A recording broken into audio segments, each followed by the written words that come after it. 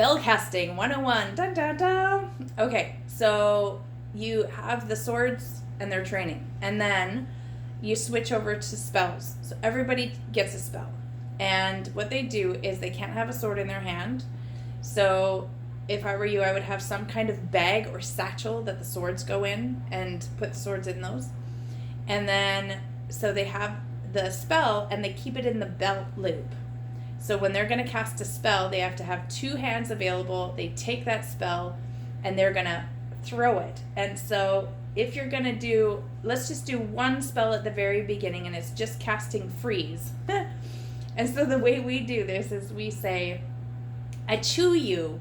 The kids came up with this. And what you do first is you have your feet shoulder width apart and you have to take a deep breath, and when you let your breath out, you have to count to 3 before you can cast the spell. And so what this does for this character is that this character eats up some of its HP, its heart points, in order to cast a spell. And they're super vulnerable when they're standing there not with a sword in their hand and not able to defend themselves. So they need somebody in front of them who's their defense to protect them. So they take their deep breath, they count to 3, and then they go, I chew you with both hands. So it's in this hand, I chew you, and they throw it. And it has to hit the person for it to work. So it's got to be about within 5 or 6 feet, depending on that child's ability to throw it and how active the monster is or the being is. So you get them to practice this on each other, one after the other.